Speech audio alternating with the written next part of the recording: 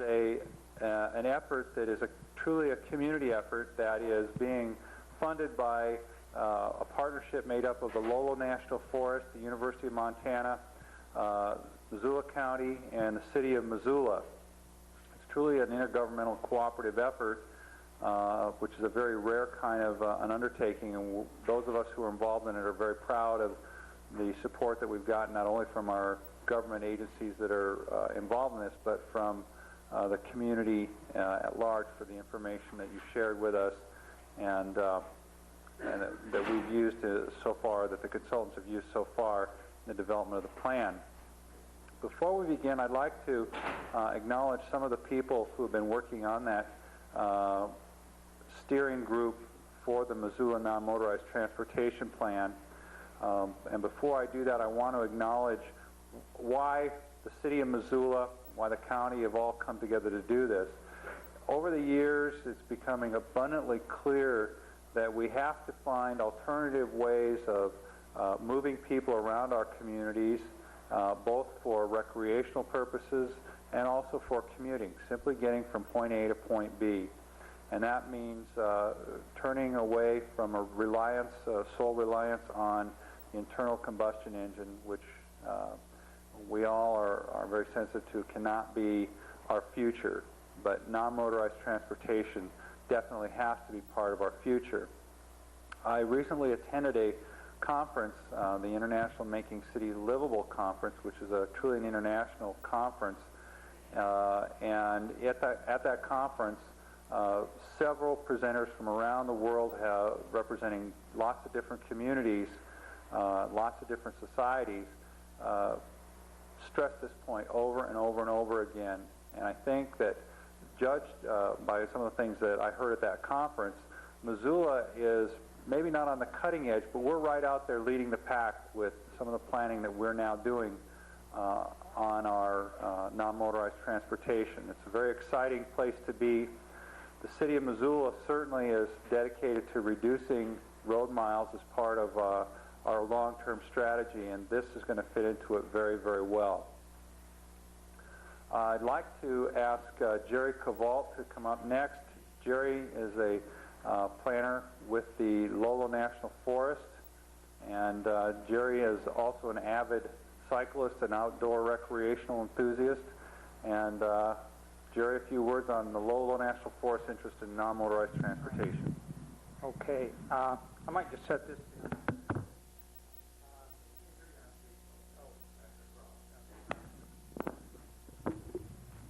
Well, it is kind of a neat deal that the Lolo Forest is involved with the university, the city, the county in this Missoula non-motorized transportation effort. And it might be worthwhile just to point out why the Forest Service is interested in this. First of all, the Forest Service has always been interested in trails. Ever since 1905, when it was begun, we've moved around on trails. We know a lot about trails, but we know a lot about trails in the backcountry.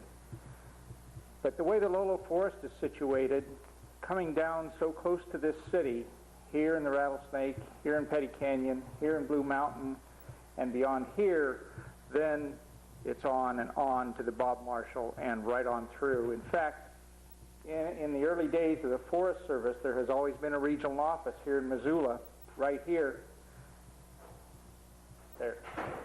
And if you read about Fickus, when he came here and got a job as a young man, his first ranger station was up in the Bob Marshall, and they just pointed him in that direction with a horse and a mule and said, go there. And he did, on trails, and that's where he worked. So we got a long heritage of being involved in trails.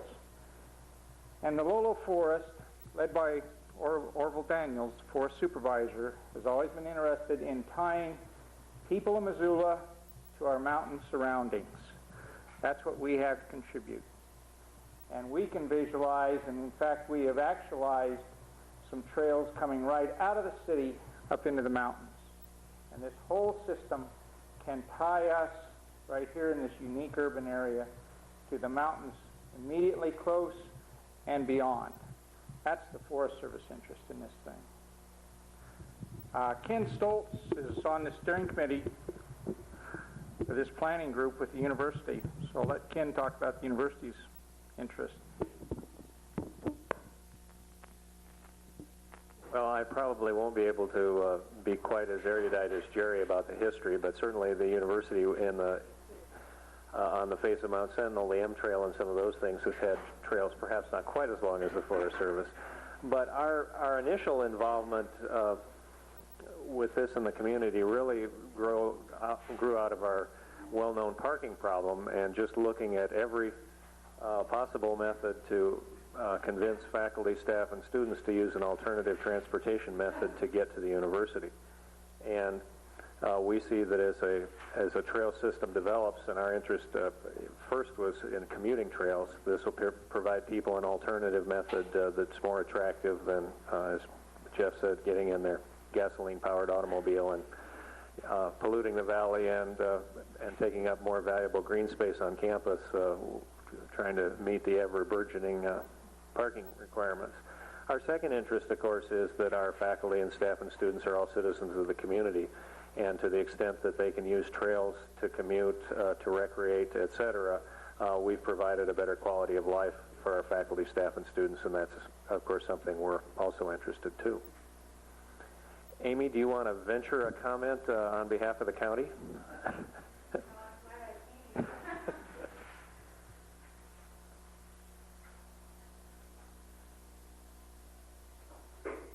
This is Amy Eaton, and I won't begin to pretend to know all your titles. No, I'll figure out which hat I'll put on tonight. I think in terms of the county's perspective is looking at a lot of the elements that were already touched by, I'm sure, Ken and Jeff in terms of looking at alternative modes of transportation. But I also think the transportation plan should look at connecting a lot of our outlying communities, such as Lolo, out into Bonner and that area, and looking at ways to approach addressing even Frenchtown and other outlying communities so that we can efficiently have a mode of transportation for those communities as well. In addition to that, I think that our natural resources are an integral component of this trail system, and I think it's important that we address not only how we as visitors and users of the area can appreciate those resources, but I think within the trail plan itself, ways to hopefully protect those resources so that as we are wandering through and observing and enjoying them, that we're also not trampling them or scaring them away. So I'm hopeful that that's another element of the plan.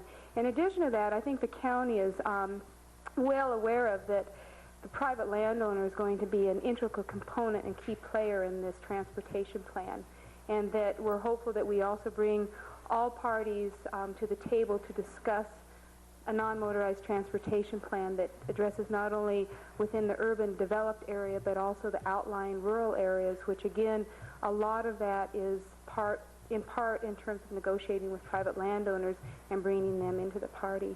Other than that, I think we've probably addressed it, and it's nice to see this audience and hopeful that there will be more that join the at least these public meetings so that when it comes time for particularly the governmental bodies to adopt the plan, that we have full support. So at that point, turn it over to Andy and Bob. I think so. Great. Thanks for having me. Doing my last minute note preparation here. We're not presenting a plan tonight, but rather this is the second in a series of public meetings as this process kind of evolves. And maybe the place to start is to kind of show how the process works, the planning process we're involved in, and where we're at now and where we'd like to go. And we're going to go ahead and experiment with this overhead. This is what had me so preoccupied back here, so hopefully it's going to work. Maybe just roll this thing forward a little bit. I love technology. Yeah. You have to go ahead and kill the lights for me.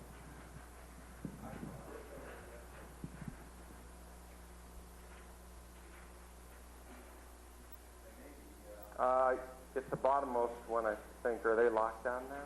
I got them off before, but no? There we go. Basically, sometimes doing a process like this, I like to compare to, in the beginning, to rolling a 2-ton ball of Vaseline up a hill. You really have a hard time getting a handle on what exactly you're going to do, because everybody has different ideas and different visions of what a non-motorized system can be. And basically what I've got up on the wall here, hopefully everybody can see it okay, is the process we're going through. It has several basic steps. There's an inventory phase, which involves kind of looking at what's physically out there and talking with some of the key interested parties. You've heard a number of them get up and speak tonight, a number of the city and county and state agencies, just getting the background information that's involved, going out and just looking at the streets and seeing how wide they are and those kinds of things, picking up all the different studies that are involved. And then back in January, I see many familiar faces. Most of you were here. We had our first public meeting, and the purpose of that meeting was to find out from you what your basic goals, objectives, and aspirations were. And we've handed out a packet that we tried to type up what we recorded at the last meeting, and feel free to look through that, and I'm going to kind of overview it in a minute, but if there's something that's missing, feel free to comment later or write it in and give it to us. But this is kind of the beginning of getting that ball of Vaseline together, all the different ideas that people want. And the products that come out of that are a compilation of those issues and kind of looking at the different opportunities and constraints that are there. The next phase that we move into, which we're in right now, is called concept development. And that's where we begin to take all these amorphous kinds of things that we've gathered here and begin to shape them into some kind of plan which expresses what those ideas might be. And that's done in two ways. One thing we do is we try to put together some preliminary goals and objectives and policy statements in terms of where this process can go and should go in the future. And the second part of that is to prepare alternative actual concepts, which we've got up on the wall, which kind of show physically on the ground what might actually happen. And we've drafted those out, and there's just one of a kind. It's just these magic marker drawings we've done, and the reason they're fairly informal is because they're not final. They're just the beginning of the process, and we're counting on you tonight to kind of work us through this to arrive at something we can all work with. And that's the meeting we're at tonight, and hopefully by the end of tonight we can identify a preferred concept, an overall vision of where we want to go. If we can't, that's fine. If we can, that's great. And if we are able to do that, then we're ready to start refining that. And that means kind of just, in addition to fixing the typos in our text, going out and seeing what might be missing in terms of goals and objectives, researching the concepts a little better in terms of identifying landowners and other kinds of concerns, and doing a little bit finer level of cut. From that, we develop a draft plan, which we plan to present on June 2nd, and there's a little announcement of that at the bottom of the little handout. That's when we're going to be back again. And we hope to have another public meeting to put that plan in front of you to see if this is what we're all talking about. And basically, here's our first little test here. If this plan is accepted, we move on to publishing the final plan, which to me is just kind of polishing it. This makes it look good and sells it, but it's really the least important step in the process.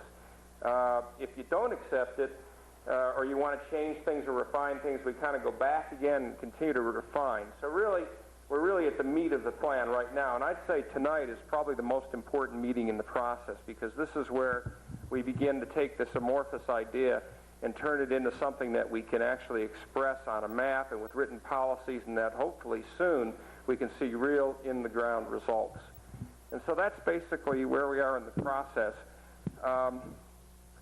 What I'd like to do now is, if I can keep from tripping over all the wires here, just show a few slides that kind of maybe will refresh you a little bit in terms of some of the kinds of thoughts that we have, and after that we'll get into specific goals and objectives.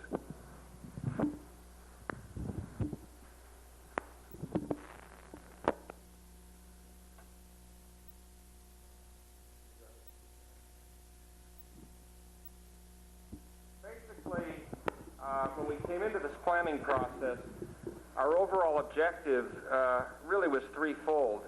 One was to create a a concept plan for off-street trail circulation. A second goal was to create on-street ways of getting around, and a third goal was to preserve environment and enhance environment. And those are some general overall goals that we've kind of seen for this plan. And this is the notion of an off-street trail system. I think for purposes of this study, we're starting first in assuming that all of these corridors will be multi-use.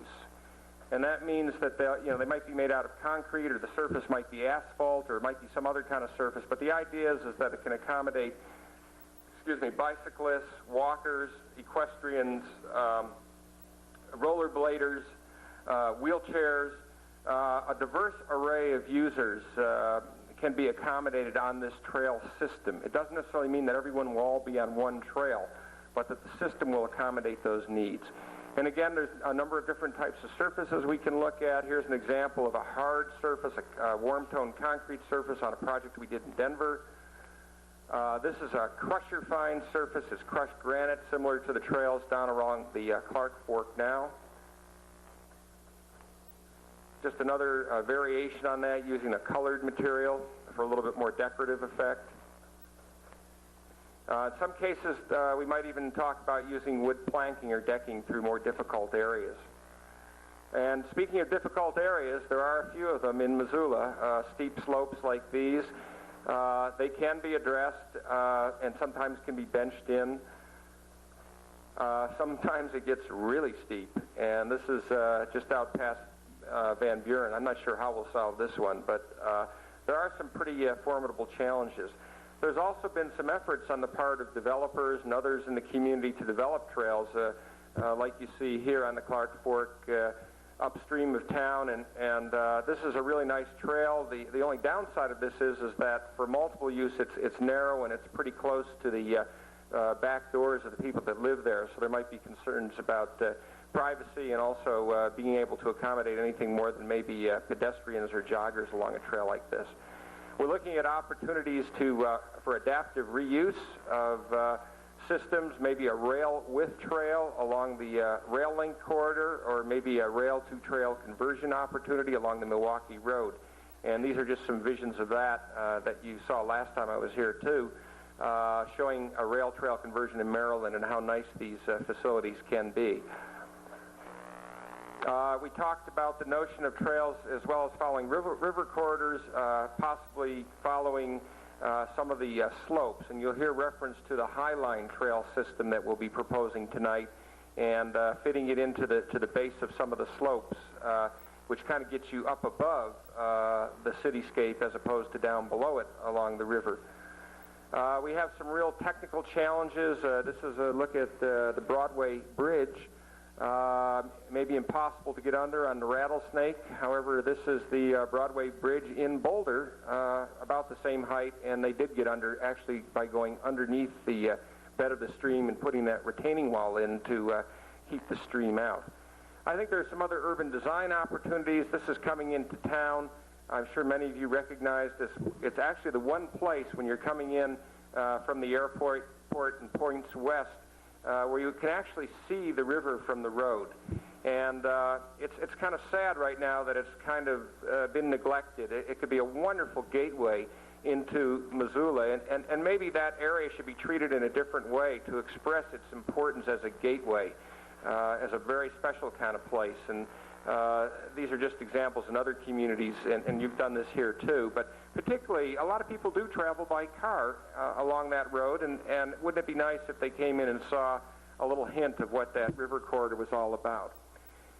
Turning to the second major issue of on-street issues, we're trying to make the citywide system safer and more comfortable and more attractive for people to travel using non-motorized means. There's a number of challenges that we have to face. I think what we want to do is try and provide access to schools, to the University of Montana, to business centers, and other places of employment. You can see people just like to walk in their neighborhoods, and there are countless examples that we saw traveling around where that isn't provided. There just aren't sidewalks, and yet people are walking everywhere, even in the dead of winter. So I think we need to be looking at that too, and be looking into policies which lead to the provision of walking walkways and trails. The on-street system for bicycling in many parts of Missoula, at least in the inner part of the city, is fantastic. You've got nice wide streets, lots of them, fairly low traffic volumes, and really these streets in a way are a trail system that allow people to move around the city. Some of the problems, however, include frequent stop signs like the one you see up there along the way, and sometimes diagonally parked cars. There's one about to back out in front of me as I was bicycling. And maybe we can solve that by providing off-street parking or other solutions. We have other little interesting things. We learned all about Malfunction Junction. We call that Death Corner, I think. We rode through some of these places where there are islands and other obstructions, particularly along brooks, which create some problems. Here's a simpler problem to solve, just simply sewer grates, and everybody knows what will happen to your bike tire when it falls into that, and what will happen to you in turn. And just simply replacing sewer grates with perpendicular bars rather than parallel ones can certainly help. Other problems are going to be quite a bit more difficult to solve, where the right-of-ways narrow down and there's not adequate room to meet standards to get both a bike and car through there, and blind corners to boot. And this is, to get you over to East Missoula, this is what a bicyclist has to encounter. Again, some problems. Here we are going onto the Higgins Street Bridge, and there's just kind of a tough little corner there to round on a bike. It really scared us, and we saw a lot of people trying to squeeze through that corner. There's that bicyclist, and he's just going to squeeze by there, and that might be an easy thing to fix. It's pretty obvious that how you'd fix that. The other problem that people talked about and we heard about in many of our discussions was there's poor access to shopping areas. I think that's something we need to address. This is access to a new shopping area in Denver, and where the shopping center paid special attention to welcoming non-motorized travel instead of putting up barriers. And I'm not saying that barriers have been put up here, but the way the urban fabric lays out in central Missoula, there are some problems with the street system and being able to get into some of the shopping areas. And so that being a major destination is something I think we want to address. There's also, you'll hear us talk about the notion of education. What's wrong with this picture? Anybody know? Right. And we saw an awful lot of that here, and just simple things like that can really address, I think, the notion of death and injury as a result of cycling, because the major cause of injury is head injuries. And so those kind of things need to be looked at. The other problem that you told us about, and we heard loud and clear, we don't know if we have an answer to it yet, but we heard loud and clear, is the problem of barriers. And here's one of the worst. And we kind of went down and looked at this again today. We'll talk about it a little bit more tonight, but we need to figure out ways to get across these barriers. Other communities have come up with some workable solutions, but even this one would be difficult to employ at Orange Street. That one's a real bear to solve. Another major barrier is the river, and Andy will be talking about that in a few minutes. And do we want to build additional pedestrian crossings across the river? If so, where? Here's a spot we kind of like, looking right up Patty Street from the Ronald Gerald couplet of streets on the other side. But maybe we just want to share the existing roads. And we heard it both ways from you when we talked last time. Whether we have a grade-separated system with lower-level bridges that cross, or whether we have all our crossings up on the shared viaducts is something we need your help in resolving. The third issue I talked about again was preservation of resources. And that one is, I think, a really exciting one, and it really goes hand in glove with our trail planning. I think there are opportunities to go in as a part of trail and river greenway improvements and restore these areas like you see here, so that they become places for interpretation and wildlife habitat right in the heart of the city, and to preserve wetlands and these very valuable resources. And you know, the thing that really excites me about Missoula is that you have two great things going for you. One of them, obviously, is the setting. There's just a wonderful collection of destination points, national forests, wilderness areas. There's the rivers and streams. There are historic structures. There are many things that offer opportunities. The second thing you have going for you is you've got a population that is very open and excited and enthusiastic about providing non-motorized travel. And again, just kind of coming back to our basic philosophy, we're not here to necessarily, or definitely not, to lay a plan on you. We want to put a few ideas in front of you tonight and then move on from there with your direction in terms of finding solutions and with your help. And what I'd like to do now is kind of move on to a statement of some of the goals and objectives that have been talked about from a policy standpoint here. No, let's leave them off for a minute.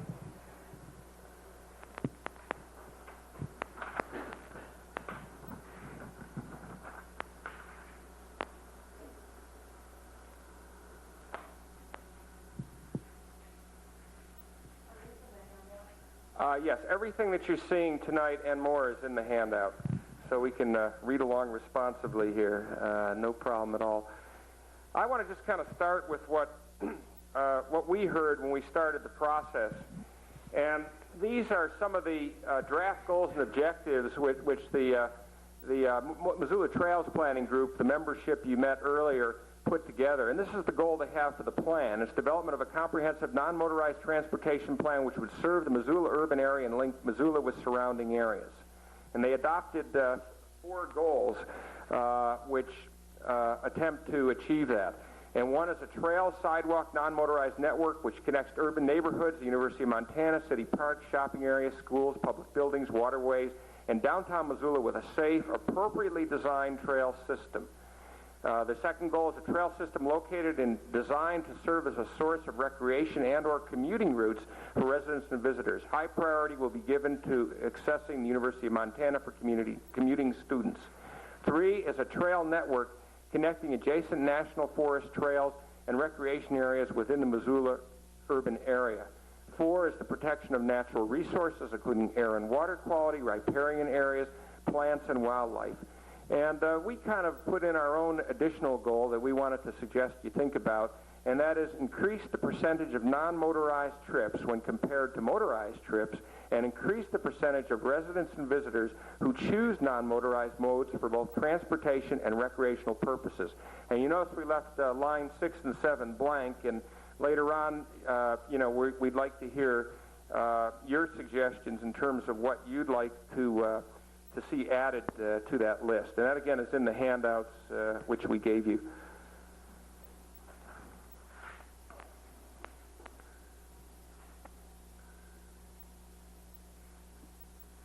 Okay, we've got some basic goals, and the next question is, what stands in the way of achieving those goals? And we just listed some physical constraints and some market constraints.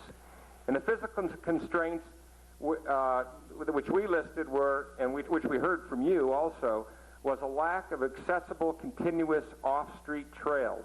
We heard that loud and clear in all the meetings, everyone we talked to. A lack of sidewalks in many areas. Significant barriers such as railroad tracks, busy streets, highways, rivers, the river, and steep grades. Inadequate width on some streets and bridges, which we heard about, and grades also on those bridges. Intersections that are difficult to traverse on bike, foot, or wheelchair. Difficult or unpleasant access routes for non-motorized travelers to some major destinations such as shopping centers. Again, this is what we heard from you. Problems with snow and ice buildup during the winter, and even problems with the de-icer that's been used. And again, we've left spaces for you to add any more constraints that you see that are standing in the way of achieving those goals that we talked about. Those are some of the physical constraints. What about the human constraints? We call them market constraints. How do we achieve that goal 5, getting more people involved in bicycling? Well, the first one is the perception that bicycling, as well as walking and wheelchair travel where sidewalks are not present, especially on busy streets, is unsafe. And in some cases it is unsafe, but in many cases it's a matter of perception. The perception that bicycle, foot, wheelchair travel is not pleasant due to traffic noise, fumes, weather, grades, and other factors. The perception that bicycle travel may be technically and physically too difficult for certain potential participants. And you'll hear us talk more about that too, that there are different levels of skill and ability within the community, and we also have visitors to the community who don't know the community that may not feel comfortable on the street either. The perception that bicycle, wheelchair, or foot travel may not be practical for certain trips due to the problem of time required, weather, changing clothes, carrying parcels, and some of those practical kinds of considerations that come up. You got to go to work, you got to wear your suit for a presentation, you don't want to be sweating when you get there. How do you deal with that? The perception that public investing in non-motorized travel improvements may be too costly. There's a certain segment of the community that wouldn't want to spend money on this kind of travel, but rather on the other mode, brand X, the automobile. Perception that bicycle, foot, wheelchair travel is or should be subordinate to auto travel, and that Missoula does not endorse such travel as a primary mode.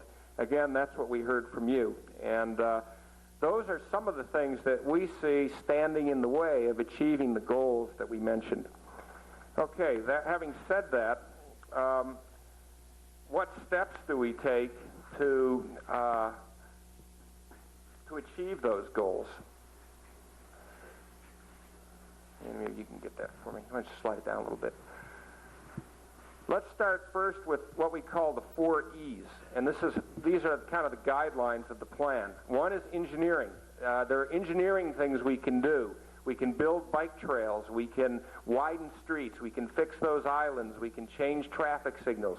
We can incorporate trails and sidewalks into new subdivisions. All those are engineering solutions which can help us achieve those goals.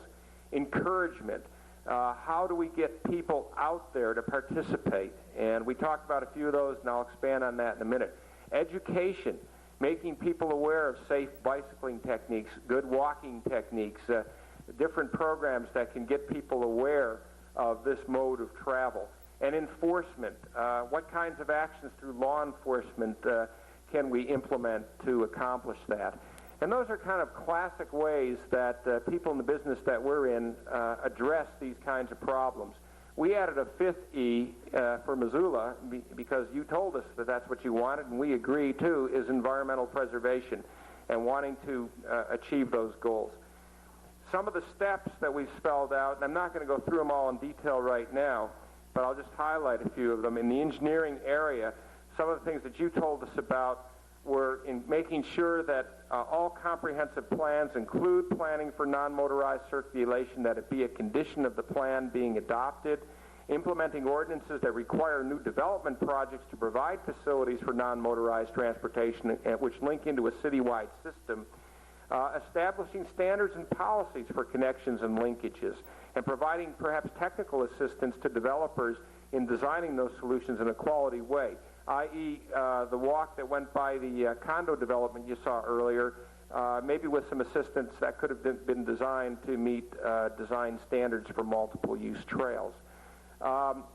Creating a non-motorized review commission which would evaluate all plans and projects in both the public and private sector for consistency with non-motorized circulation objectives. In other words, we're saying here we're going to institutionalize non-motorized circulation into everything that's said and done in the city in terms of public or private improvements.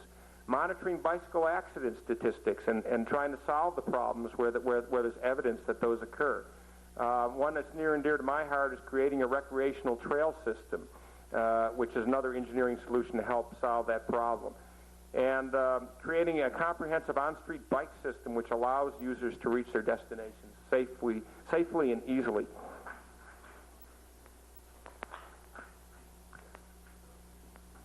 I've got to learn how to do these yet. Slide it down a little bit if you could, Andy. Well, let's go ahead and move on to encouragement. I'll let you read through some of the rest.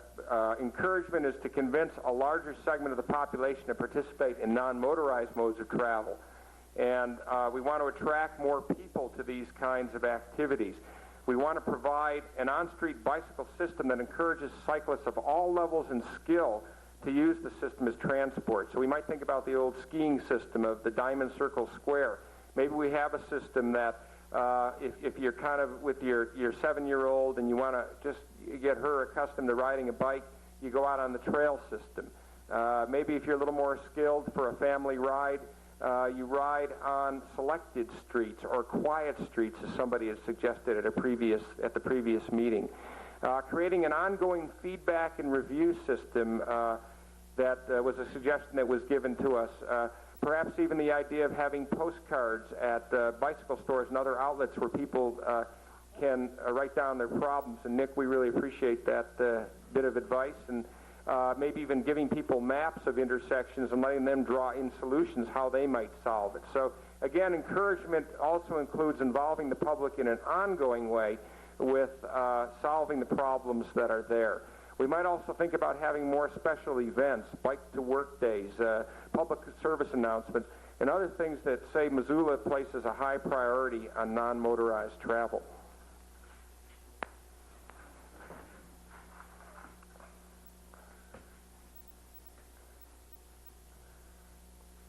I'll kind of move on to education. And again, we can come back to any of these other goals in detail later on to discuss. So I encourage you to look through them when the lights come on. And basically, education is getting information about the advantages and benefits of bicycle travel out and educating the public about safe and lawful bicycle travel and how to interface both motorists and bicyclists. We need to educate motorists as well. And we're suggesting the implementation of a bicycle education program that addresses safety issues and a training for both bicyclists and motorists. Bicycle and pedestrian safety should be taught in all levels of schools, the school system, driver education classes, and adult education classes, and ought to be part of the requirement to get your driver's license as well as bicycling. Getting people to wear a helmet, using lights, reflectors, and keeping bikes in good, safe operating condition. Demonstrating that Missoula places a high priority on this kind of circulation through highly visible, meaningful, non-motorized projects. Let's build some projects out there to show that the city is committed to this kind of travel.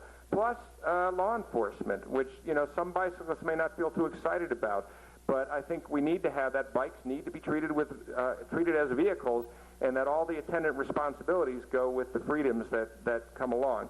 And we also suggest the notion of a share the road signage program. This might be signs in the gateways to the city saying Missoula is a bicycling city or a non-motorized city. Maybe it's a symbol that reminds people that bikes and cars and walkers and wheelchairs are all sharing the road, and to learn to share the road in a safe way. Again, using the media, events, and programs to make the public aware that bicycles are a legitimate mode of travel. Almost there. Enforcement. Here's just a couple thoughts. Some are a little bit extreme, but you can give them some thought. Work with the law enforcement agencies to increase their awareness of unlawful and unsafe bicycle, foot, and wheelchair travel. We've got to have the law officers out there explaining to people if they're riding the wrong way or not making a correct turn or jaywalking or doing whatever. Working with law enforcement agencies to increase their awareness and prevention of unlawful and unsafe motorist behavior, which endangers this kind of travel. And that means maybe pulling people over if they are driving too fast and not obeying the speed limit, or not yielding enough right-of-way to bicyclists, or not giving them their lawful right to that right-hand lane. We can consider a safe bicycling pedestrian school as an alternative to fines for unlawful bicycle, foot, or wheelchair travel. Instead of the fine, you get the ticket if you're violating the law, but you go to a training school. And maybe even considering a bicycle operator's license, where people actually, just like with a car, you go through a training program and you get a license. Maybe it's a legal kind of thing, or maybe it's just something you proudly display on your bike or on your helmet, that you've gone through that training and you've reached a certain level of skill in bicycling. Finally, the final E, coming back to environment again, we want the Missoula non-motorized transportation system to help protect and enhance the environmental and landscape heritage here. And we want to have designation and preservation of open space a component of the plan. Wherever possible, we want to have buffer zones between the plan and between the trail and sensitive wildlife areas. We can also use trail and greenway corridors as ways to connect wildlife habitat where appropriate. I think we want to, through the trail system, promote respect and appreciation of Missoula's natural, historic, and cultural resources. We can do that with signage, access to areas, interpretive programs, ways to make people aware of what is here. And finally, and really obviously, is to improve Missoula's air quality, which is a problem here, by lessening fossil fuel consumption by reducing the number of motorized trips for both recreation and transportation purposes. And so that's a quick overview of basically the goals, objectives, steps that we see initially as a way to proceed with this program. And I'm going to ask Andy now to come up and kind of graphically show you some of the ways that initially we'd like to achieve these goals. Look at this. Yeah, if y'all want to stretch for a minute too, why don't you do that while we're getting the mic up?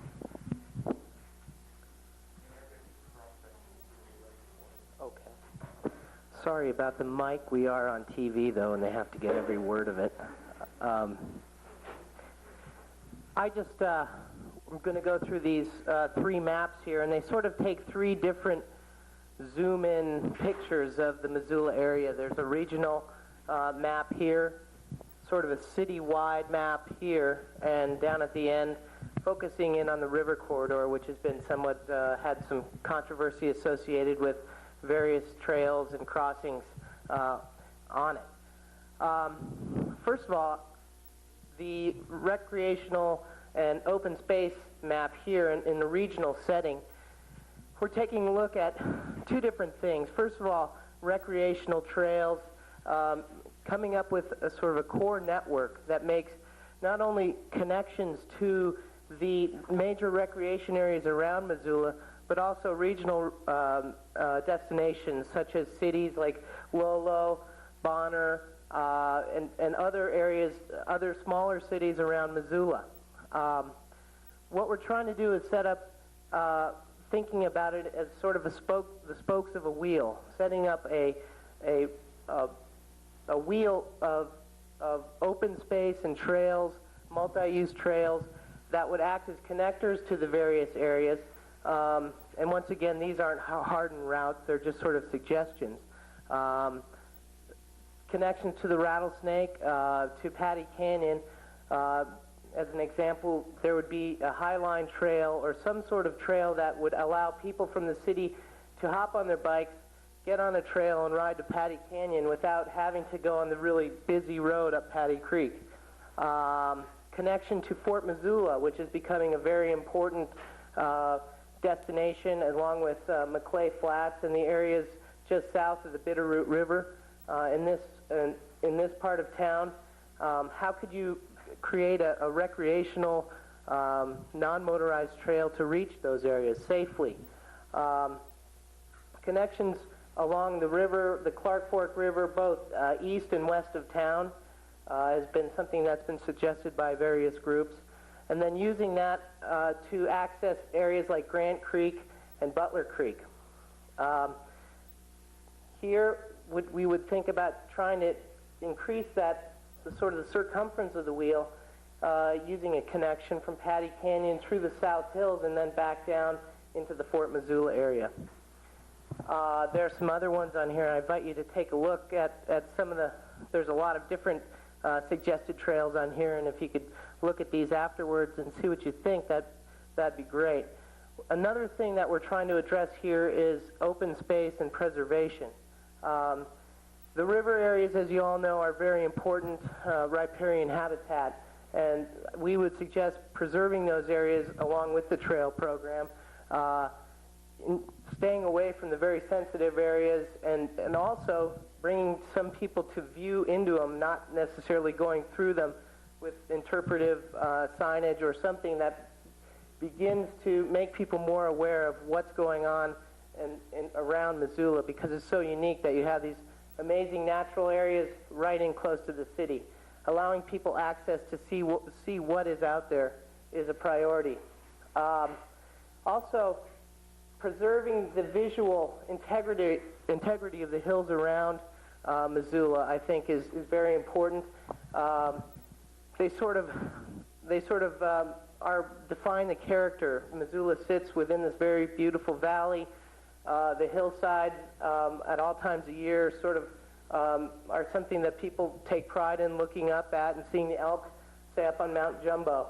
Trying to keep from scarring those areas, and that would include our trails. If we put trails in on the hills, a solution, we'd try to do it so you could not see them from afar. And that's one thing that we're trying to do, keep the trails below the tree line if possible, so people can access the recreational areas without ruining the visual integrity. I think I'll move on if there's any questions on this map. Yeah. Okay. I feel a little confused in the fact that I feel like the typical polarization is going on, because I've been reading in the paper about a transportation plan for the rattlesnake, specifically, and it leans toward being a motorized transportation plan. So in the paper it's been aired even having a paved way through the greenway toward the National Recreation area, and a circular horse trail in the drainage. And are the parties working together, or I mean, what's going on? I knew you'd ask that.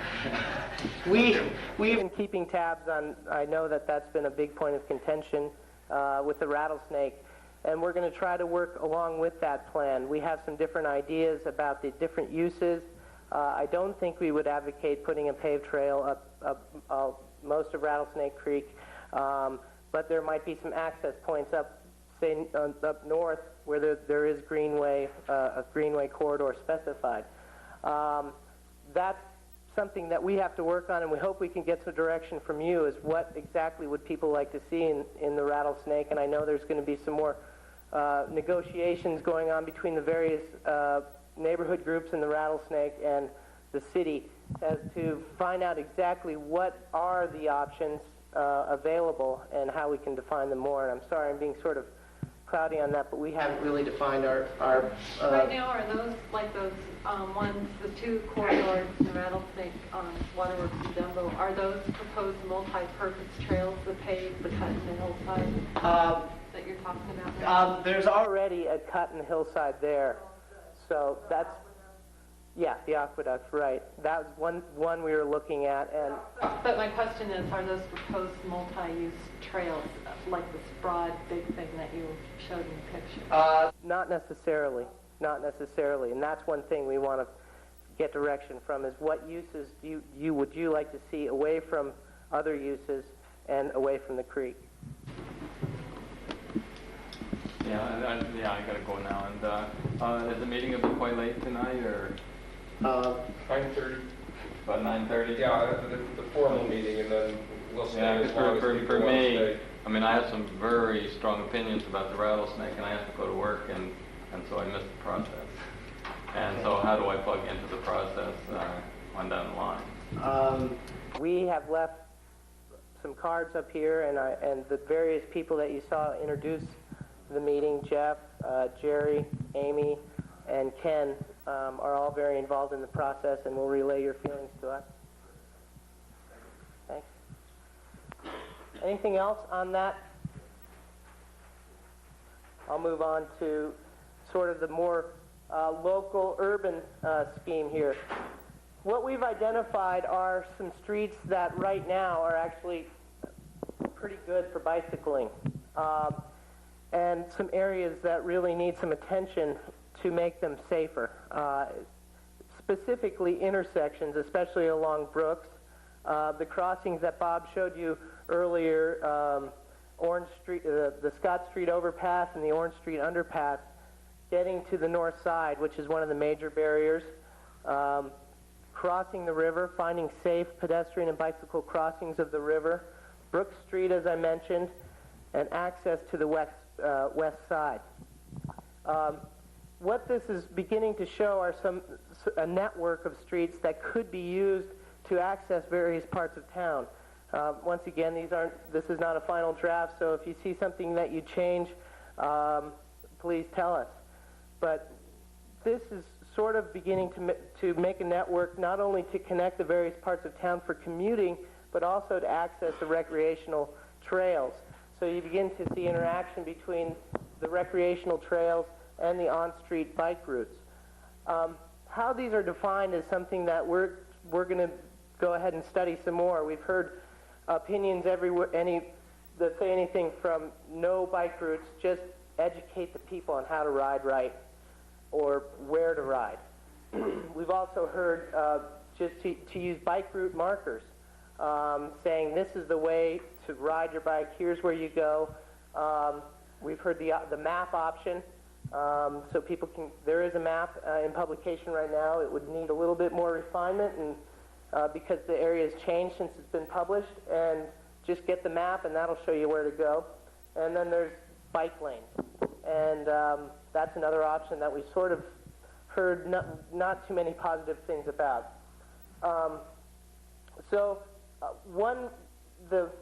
The Quiet Streets, I don't know if you've all heard about the Quiet Streets group.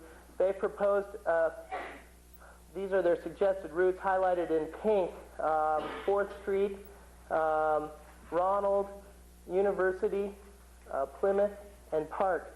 The Quiet Streets are streets that would be actually deter traffic through, oh yeah, we have an overhead, sure. Upside down overhead. This is a concept that was brought up last time that Eugene, Oregon has used as a quiet street. Anyway, you guys explain it. Okay. The idea are these small island sort of things coming out of the curb that deter traffic from coming into these streets, these cycling streets, and the only way for neighborhood people who live in the neighborhood to access them is from the cross streets and not from the main arterials. I think this might show it. Here's a major arterial and another major arterial. People are discouraged from turning in here. What they'd have to do is go up here to get and go either way on their local street if this was a quiet street to get to their house. They're using this in Eugene, Oregon, and the people in Missoula, the group, the Quiet Streets group in Missoula, has actually suggested that we look into this a little bit more. I got a letter from someone in Eugene who said that they have so many people using these streets, bicyclists, that they were able to change all the stop signs on the cross streets to allow a straight shot for bicyclists. This is sort of a longer term or maybe a more extreme idea, but it does work. And what it gets into is the idea of different levels of skill, like Bob was talking about earlier. Maybe the family people who want to get from from here to here, from downtown to a shopping area, would actually be able to use a combination of the trails and a quiet street to reach their destination. We would also consider all the rest of the streets. We try to make the whole system bicycle friendly, but the highlighted streets would be those that would be the most safe and most direct, at least for cycling. Are there any questions on this concept? What about taking that one step further to a parkway street, similar to the narrow street through Greeno Park, that is used occasionally for local access, and that could be used as a connector between urban park systems, one-way, essentially reducing the street to one-way traffic in a single lane, and opening up the remainder of the right-of-way for non-motorized access. Just sort of extending that quiet street idea. And I think that's something, I think that's a good idea. And we'd have to work with the neighborhood groups if we suggested something like that. And I don't know if any of you lived on a quiet street, would you mind going around, taking a cross street to access your house rather than going right up the bicycle street? And that's something that we'd have to work on with the neighborhood groups, but it's a good suggestion. Trade-off being for the people who live there, it's a lot quieter neighborhood, and people don't use that as throughway. Right. And if you set up a network, go ahead, sorry. I was just going to ask, are the circles hot spots? Circles are hot spots, the red circles, and you can come up and look at them closer, and I'll give you a red pen, and you might want to circle some more. Such as along 4th Street, which has been suggested by many people as being a great cycling street, except there's a lot of uncontrolled intersections, and where it crosses major streets such as Russell and Orange, there are no signals, so it's sort of at your own risk type of thing. So there are some on here, and I know particularly this area, Southwest Higgins and Patty Creek Drive, is sort of a tough one too for cyclists because it's such a blind corner. Anything else? Yeah. Why were bike lanes not so widely received, or however we want to put this? John Williams could probably help out with me in this, but some of the things that we've read is that bike lanes create a false sense of security for the bicyclist. In other words, if there's a line drawn on the road, motorists actually do get closer to the cyclist, whereas they're just riding on the street right of way. They take a wider berth around the cyclist. One of the biggest problems with bike lanes too is that there's right turn motions and turning motions. If the bike isn't where you expect it to be, it's not really behaving as a vehicle, and so that's a real common accident that happens. And under Montana law, a bike has a right to be in that right-hand lane as long as it's not impeding the traffic, and the bicyclist needs to move over and let the car pass if it's impeding traffic. But that's a big danger that's been identified. There are other problems with bike lanes too, but that's probably one of the most common. Anything else? These comments that are coming up, how are you responding to them? I don't see you writing them down. Well, we're actually not into the, and actually we can start writing them now. We're actually going to, as soon as we're through with the presentation, take another hour and just do your comments. And so we're just getting a little ahead of the game right now. But we will record all these questions and comments. Plus, this is all being put on video. We're on TV, so yeah. We'll get a copy of the tape. Right. In fact, maybe we'll hold off on the comments until we get through this last part of it. This is focusing in on the river corridor from basically Van Buren Street to California Street, showing the existing trails, these in solid green, and some proposed trails. In other words, what we propose is to complete the river trail system so you can make complete loops and sub-loops on an off-street trail. So you could actually get on your bike here at the university, cross Van Buren, and ride the North Shore, and there would be another crossing in here. At least that's what we're hearing, that we'd like to see an intermediate separated crossing from a lot of people to the other shore, or continue on to California Street, which is another crossing option that's been strongly supported. The infrastructure is already in place. Could we put the bridge back up and have a good crossing that would connect the south side to the north side and downtown, and make it a convenient area to get onto the trails as well. A second option is option B. I don't know if these are in the packet or not. Is the existing Montana Rail Link bridge. Could there be something built along that bridge, or if and hopefully not, the railroad is ever closed down or abandoned, could you use the bridge as a trail bridge, a crossing? Some of the problems are that it pops right out here on Broadway. That could be a dangerous crossing. And also the separation from the grade here on the river trail is another problem with that. And that is, again, a longer term solution because the railroad is still in service. Are there any other communities that have integrated the bridge with the existing railroad bridge? Yeah, with existing rail trail accommodations, rail link trail, yeah. So they attach it to the existing? Yeah, one example is in Kane County, Illinois, the Fox River. They hung the bridge off of a railroad bridge, and it was quite successful. It still is. And that's the one. And Nick, you may know of another one. That's the one I'm thinking. That's the one I was. Yeah. Option C is a bridge just west of Orange Street that would connect the trail right into McCormick Park.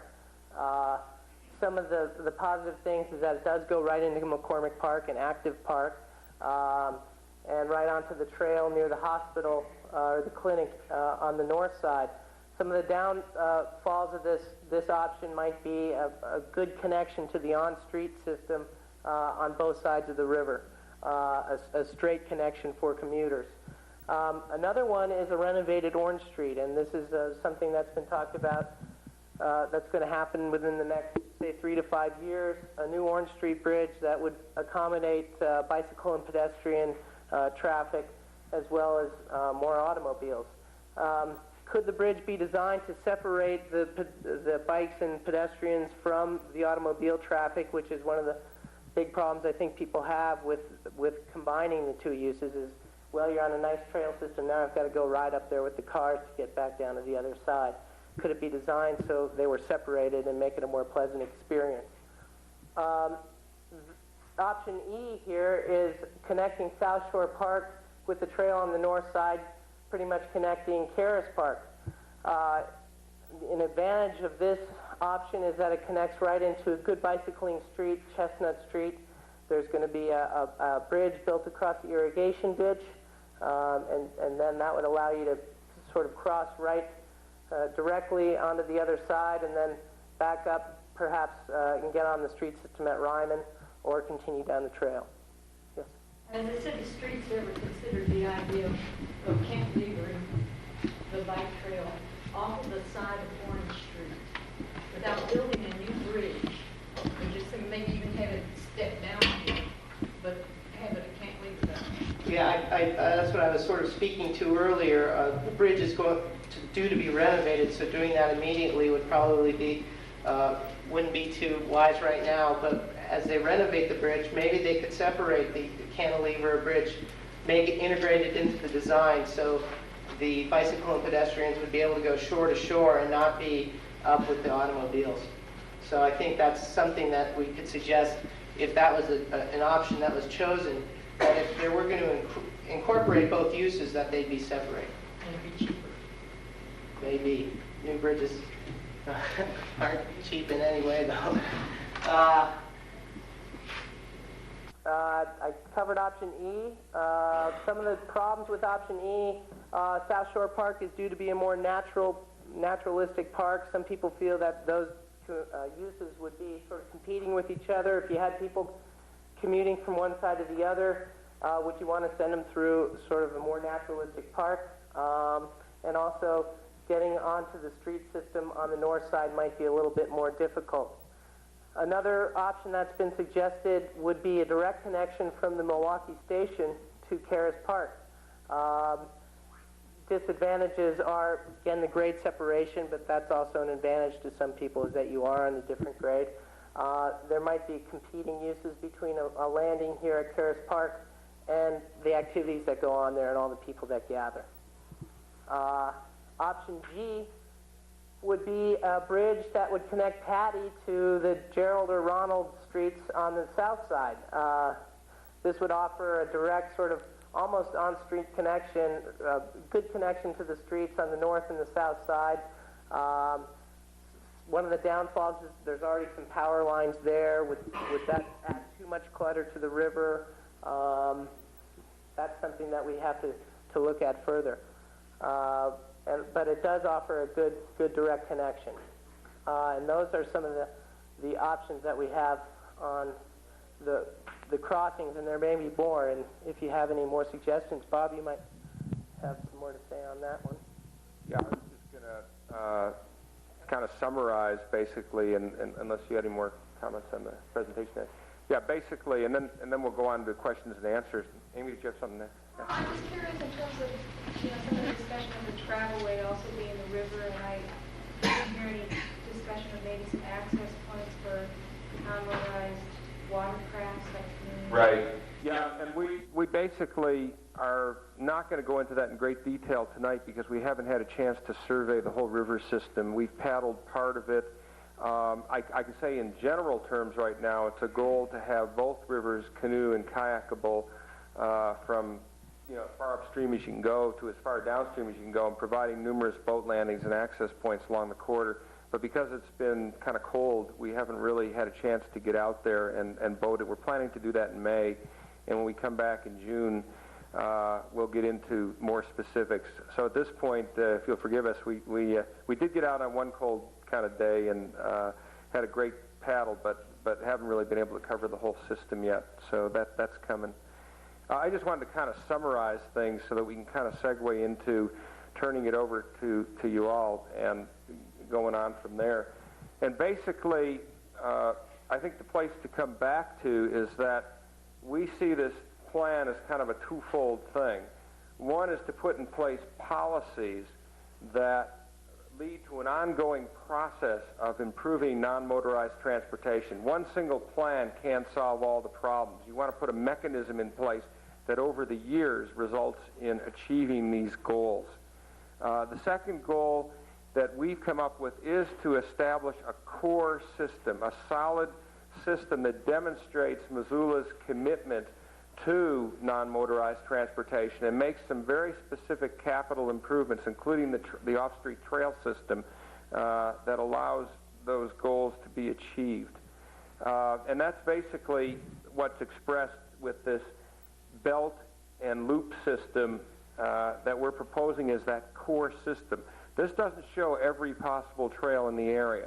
This shows a spine that sets a standard of excellence, hopefully, and becomes something that draws people into using the system, and there could be myriad trails that go off from each of these. So not every possible trail is shown on here. This is a core multi-use system. It's a way of kind of getting focused on something that can expand indefinitely over the years. Thirdly, to summarize on the river presentation, I think I would summarize it as two levels of approach. There's one approach that basically talks about transportation crossing the river at street level grade. There's another group that's expressed an interest in a riverfront park at river grade that's totally separate from the automobile, and that's what Andy was getting at too with these grade separated bridges. They're not just a way to get back and forth between one side of the river and the other. They're part of a riverfront park that really extends from Hell's Gate Canyon to way down past California Street.